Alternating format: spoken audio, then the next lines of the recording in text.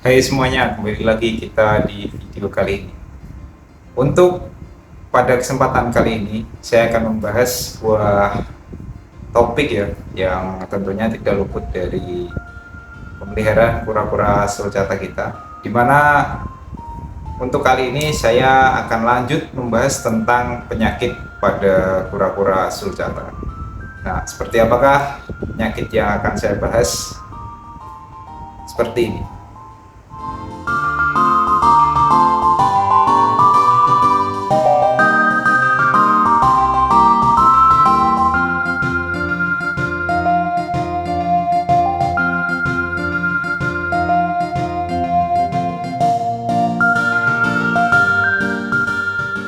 Ya, jadi di antara beberapa penyakit yang bisa dialami oleh sulcata yang pernah saya bahas sebelumnya adalah penyakit pilek, di mana penyakit pilek tersebut sangat sering ya diderita oleh sulcata, dan tentunya para kiper juga pastinya sudah terbiasa untuk menangani atau mendapatkan penyakit tersebut pada sulcata. Nah, untuk kali ini yang saya akan membahas sedikit yaitu tentang penyakit mata.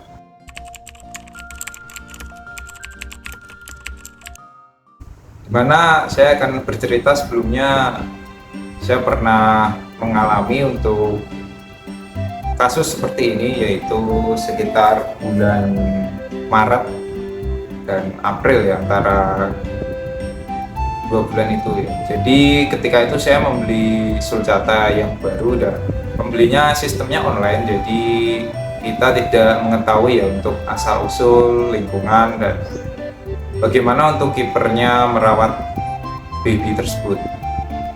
Nah, suatu saat ketika saya memelihara tanpa adanya tambahan lain, yaitu saya memperlakukannya seperti baby sulcata biasa.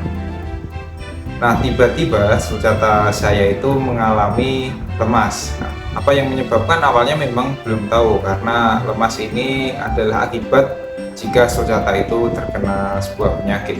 Nah, suatu ketika setelah saya lakukan cek untuk pengamatan, yaitu dari tubuh serta hidung itu masih tampak normal, tetapi ketika saya rangsang untuk gerakan itu sulcata tersebut sangat minim. Nah, mungkin apa yang terjadi pada kura-kura tersebut, saya waktu itu masih belum tahu. Hingga suatu saat ada kesadaran atau mungkin pengamatan yang saya lakukan lebih mendetail, yaitu tentang matanya. Dimana ketika sulcata ini mengalami lemas tersebut, saya memberikan makan dan dia masih mau, tetapi salah satu yang menjadi masalah adalah matanya ini hanya satu yang terbuka, sedangkan satunya itu cenderung terpejam. Nah, di sisi lain kita pasti sering melihat bahwa baby sulcata ini sering sekali tertidur. Dan ketika tertidur tersebut, nah itu pasti memakan banyak waktu. Nah, selain itu kita juga harus memperhatikan itu benar-benar tidur atau memang dia lemas dan matanya sakit.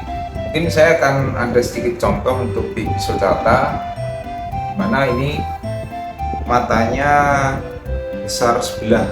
Ini merupakan suatu kelainan dan ini bukan suatu penyakit ya, jadi bisa dia mati.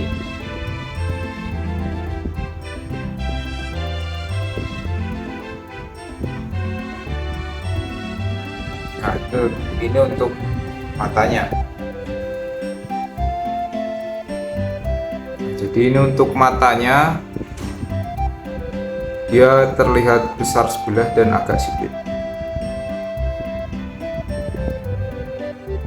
Nah, tetapi ini bukan penyakit teman-teman. Jadi ketika baby sulcata tersebut mengalami suatu penyakit, nah untuk respon seperti ini tidak ada. Jadi dia itu cenderung lemas dan tidak ada perlawanan ketika kita memegang. Nah, kemudian saat itu bagaimana saya mengetahuinya dan kenapa itu bisa terjadi? Jadi waktu itu saya bisa mengetahuinya karena melihat di matanya itu terdapat selaput putih ya, dan itu seperti katarak atau mungkin selaput, dia agak menghalangi matanya itu. Jadi ketika matanya terbuka itu dia kayak kesulitan atau mungkin perih. Nah selain itu dari matanya juga agak keluar air. Untuk penyebabnya, indikasi pertama itu bisa jadi karena bakteri ya. Kenapa saya katakan bakteri ya? Jadi ketika sulcata itu kotor dan waktu itu sulcata saya masih saya gabung dengan yang lain, ada kemungkinan itu terkena kuku atau sisik dari sulcata yang kotor atau yang bekas kotorannya atau bekas kencingnya. Nah untuk yang kedua memang terkena goresan dari benda lainnya ya, itu bisa dari kukunya atau dari kulitnya sendiri atau mungkin dari benda-benda lain.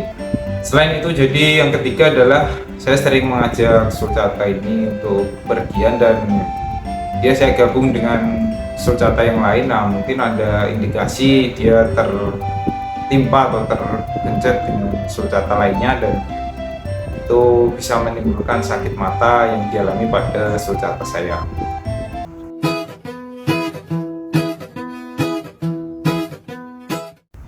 Oke, nah selanjutnya ketika sulcata saya mengalami sakit seperti itu, apa yang terjadi? Untuk nafsu makan memang sulcata saya masih mau makan dan cenderung seperti normal, tapi setelah makan dia kembali lemas dan jarang bergerak. Untuk solusi yang bisa saya berikan yaitu untuk makan kita tetap memberikan secara normal, mungkin dengan menurunkan sedikit porsi apabila tidak ingin kandang yang kita pakai kotor. Jadi makanan itu bisa dimakan semua oleh sulcata kita. Nah selanjutnya untuk obat, jadi waktu itu kita tidak tahu masih belum tahu untuk pengobatan seperti apa, dan di daerah saya itu jarang dokter hewan atau bahkan tidak ada ya khususnya untuk dokter hewan bagi kura-kura.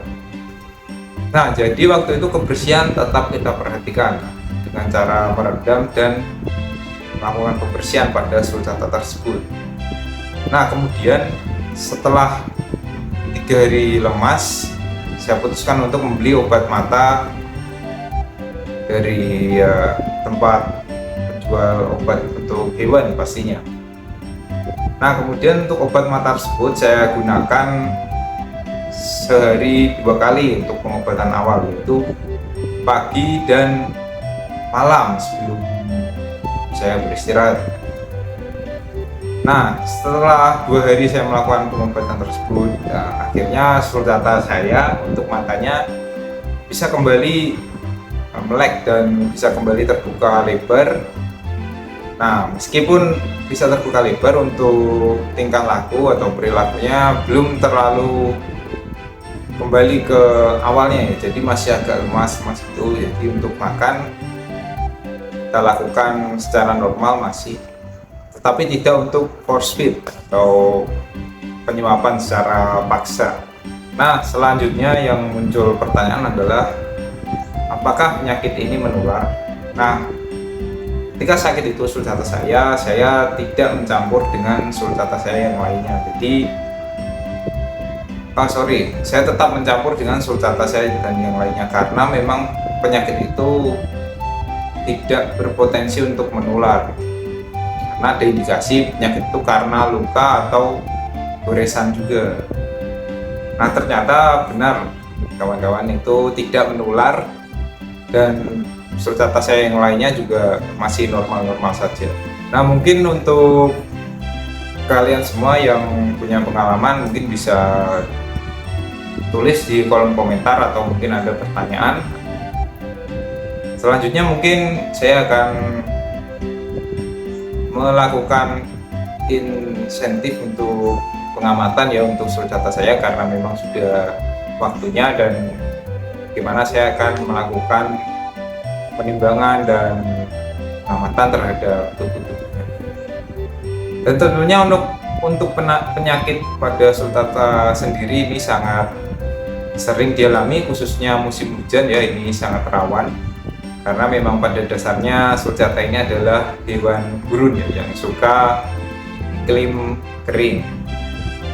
Jadi ketika hujan ini untuk pemelihara sulcata harus sedikit waspada.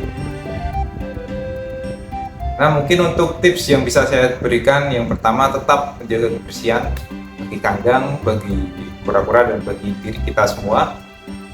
Selanjutnya, selain itu pastikan kura-kura kita benar-benar sehat, dan jangan lupa nutrisi, makanan, dan vitamin jika dibutuhkan. Kemudian mungkin tips dari saya cukup sekian. Jangan lupa untuk mengikuti video saya. Jangan lupa komen untuk mengikuti giveaway di bulan Desember besok.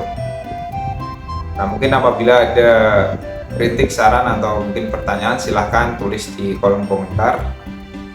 Untuk video kali ini cukup sampai di sini. Sampai jumpa di video selanjutnya.